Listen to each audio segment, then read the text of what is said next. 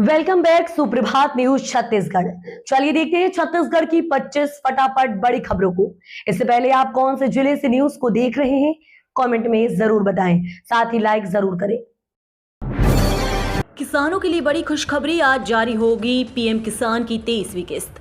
करोड़ों किसानों के लिए बड़ी राहत और खुशखबरी की खबर है। प्रधानमंत्री किसान सम्मान निधि योजना के तहत किसानों को मिलने वाली 23वीं किस्त आज 20 जून 2026 को जारी की जाएगी। प्रधानमंत्री नरेंद्र मोदी पश्चिम बंगाल के हुगली जिले के तारकेश्वर से आयोजित एक विशेष कार्यक्रम में किसानों के बैंक खातों में सम्मान निधि की राशि सीधे ट्रांसफर करेंगे। इस अवसर पर पूरे देश में पीएम किसान उत्सव दिवस भी मनाया जाएगा। भारत सरकार के कृषि एवं किसान कल्याण मंत्रालय द्वारा जारी निर्देशों के अनुसार आज 20 जून को आयोजित होने वाले इस कार्यक्रम को राष्ट्रीय स्तर पर व्यापक रूप से मनाया जाएगा। छत्तीसगढ़ में यूसीसी की तैयारी तेज, सीएम साहब बोले मानसून सत्र तक पूरा होगा काम।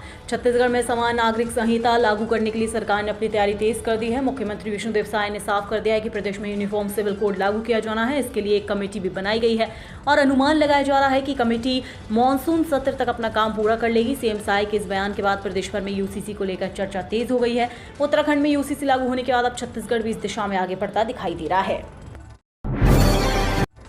स्मार्ट मीटर हटाने घर घर जाकर समर्थन पत्र भरवाएगी कांग्रेस। छत्तीसगढ़ में बढ़ते बिजली बिल, स्मार्ट मीटर और बिजली दरों में लगातार हो रही वृद्धि को लेकर कांग्रेस ने भाजपा सरकार के खिलाफ बड़ा आंदोलन शुरू करने का ऐलान किया है।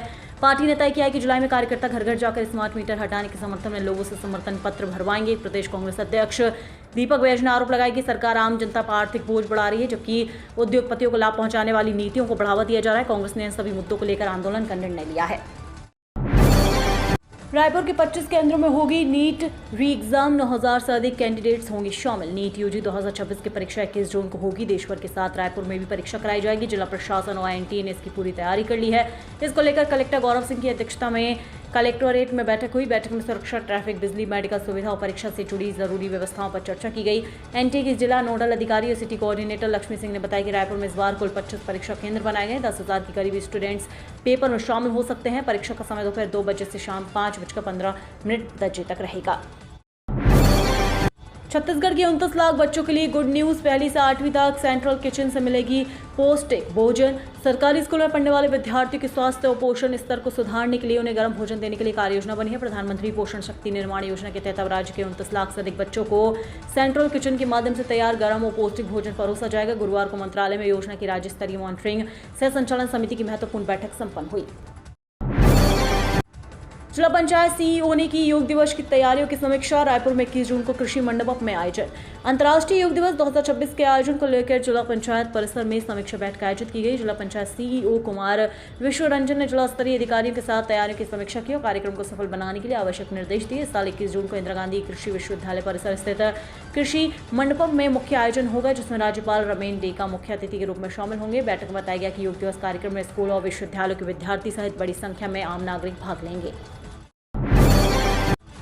बस्तर पर्यटन को मिलेगा नया डेस्टिनेशन, 1.5 करोड़ रुपए से संवरेगा जगदलपुर का महादेव घाट। बस्तर संभाग के प्रमुख धार्मिक स्थलों में शामिल महादेव घाट जल्द ही नए और आकर्षक स्वरूप में नजर आएगा। श्रद्धालुओं की सुविधा, सुरक्षा और धार्मिक पर्यटन को बढ़ावा देने के उद्देश्य से नगर निगम द्वारा लगभग 1.5 करोड़ रुपए की लागत से महादेव घाट का व्यापक उन्नयन और सौंदर्यीकरण किया जाएगा। इन परियोजना के तहत घाट परिसर में आधुनिक सुविधाओं का विकास किया जाएगा, जिससे स्थल न केवल आस्था का केंद्र बनेगा बल्कि पर्यटन की दृष्टि से भी नई पहचान हासिल करेगा।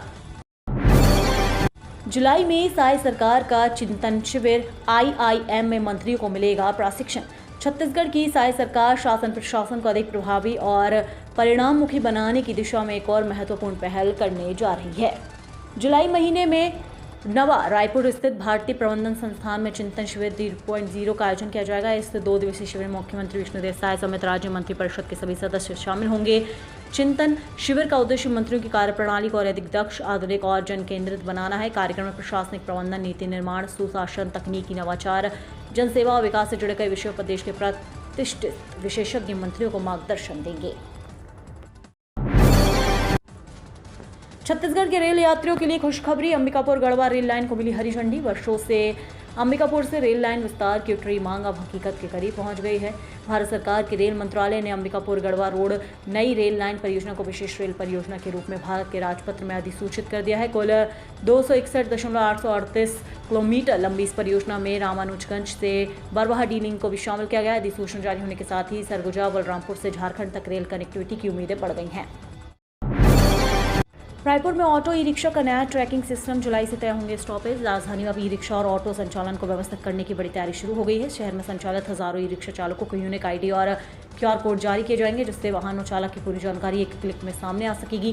पुलिस और प्रशासन ने 15,000 से ज्यादा ई रिक्शा चालकों का डिजिटल रजिस्ट्रेशन पूरा कर लिया है। 19 जून से QR कोड और पहचान पत्र जारी करने की प्रक्रिया शुरू की गई। इसके बाद जुलाई से शहर भर में तय स्टॉपेज व्यवस्था लागू करने की तैयारी है। छत्तीसगढ़ में किसानों को राहत। MSP पर चना, मसूर और सरसों बेचने के लिए मिली 15 दिन अतिरिक्त मोहलत। किसानों के हित में केंद्र सरकार ने बड़ा फैसला लेते हुए चना, मसूर और सरसों की न्यूनतम समर्थन मूल्य पर खरीदी की अवधि 15 दिन बढ़ा दी है। प्रधानमंत्री अन्नदाता आय संरक्षण अभियान के तहत प्राइस सपोर्ट स्कीम में लिया गया यह निर्णय किसानों को अपनी उपज को बेहतर मूल्य दिलाने की दिशा में महत्वपूर्ण माना जा रहा है। यह फैसला केंद्रीय कृषि एवं किसान कल्याण मंत्री शिवराज सिंह चौहान की अध्यक्षता में आयोजित राज्य के कृषि मंत्रियों की उच्च स्तरीय वीडियो कॉन्फ्रेंसिंग की बैठक में लिया गया।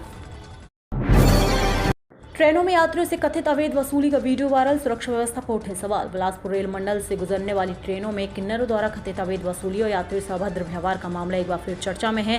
सोशल मीडिया पर वायरल हो रही एक वीडियो में कुछ लोग ट्रेन के कोच के भीतर यात्रियों से पैसे मांगते और कथित रूप से बदसलूकी करते नजर आ रहे हैं। हालांकि रेलवे प्रशासन अभी तक वीडियो की तारीख, स्थान और संबंधित ट्रेन की आधिकारिक पुष्टि नहीं की है। वायरल वीडियो सामने आने के बाद रेलवे सुरक्षा व्यवस्था और रेलवे सुरक्षा बल की गश्त को लेकर सवाल उठने लगे हैं।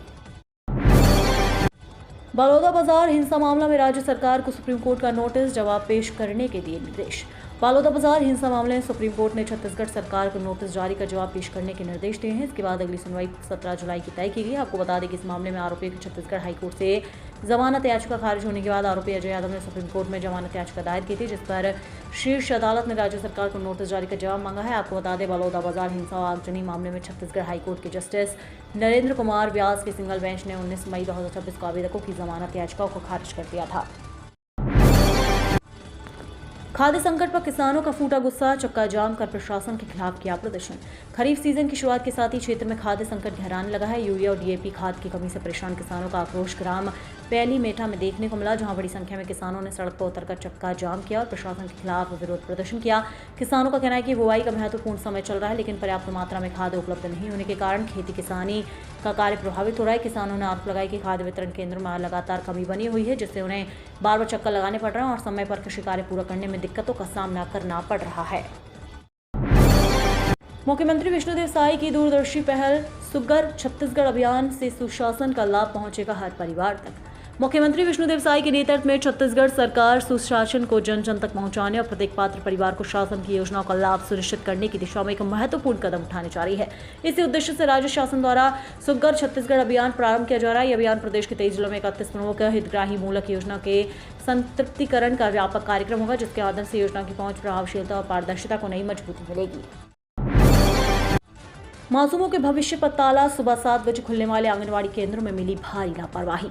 जांजगीर चांपा जिले के पामगढ़ परियोजना क्षेत्र से एक ऐसी तस्वीर सामने आई है जो न केवल सरकारी व्यवस्था की पोल खोलती है, बल्कि उन जिम्मेदार अधिकारियों की संवेदनहीनता को भी उजागर करती है, जिनके कंधों पर नौनिहालों के भविष्य की जिम्मेदारी है।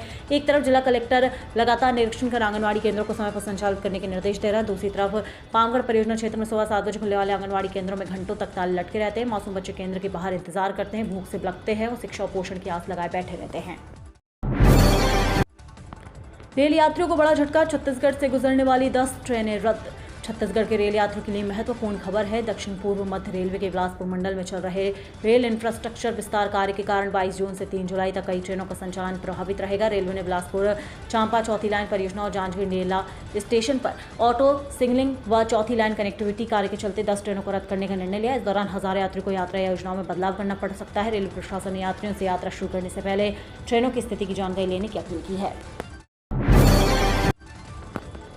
जेल में बंद छात्र भी देगा री-नीट एग्जाम। छत्तीसगढ़ हाईकोर्ट के चीफ जस्टिस रमेश सिन्हा ने अर्जेंट हियरिंग के मामले की सुनवाई के बाद रायपुर सेंट्रल जेल में बंद छात्र को नीट 2026 परीक्षा में शामिल होने की अनुमति दे दी है। कोर्ट ने रायपुर पुलिस कमिश्नर और जेल अधीक्षक को निर्देश दिया है कि छात्र को पुलिस सुरक्षा में परीक्षा केंद्र ले जाकर परीक्षा दिलाई जाए। वहीं नीट परीक्षा को देखते हुए ट्रेनों में छात्रों की बढ़ती भीड़ को संभालने उन्हें बेहतर सुविधा देने के लिए रेलवे ने एक्स्ट्रा कोच लगाने का फैसला किया है। बता दें कि री-नीट परीक्षा आज 21 जून रविवार को होगी। रायगढ़ में सड़क पर बाधा डालने वालों पर कार्यवाही, निगम ने 11,000 जुर्माना वसूला। रायगढ़ में कई सड़कों पर भवन निर्माण सामग्री फैलाई जाने की शिकायतों के बाद नगर निगम ने विशेष अभियान चलाया। इस दौरान सड़क पर बाधा उत्पन्न करने वालों पर कार्रवाई करते 11,000 रुपए का जुर्माना लगाया गया है। 5 ट्रैक्टर ट्रॉली निर्माण सामग्री जब्त की गई है। नगर निगम की सफाई टीम शहर के अलग अलग सड़कों और सार्वजनिक स्थानों का निरीक्षण करने निकली। अभियान के दौरान सड़क पर फैले निर्माण मलबे और अन्य सामग्री की जांच की गई। निरीक्षण के दौरान 10 से अधिक लोगों को समझाइश दी गई।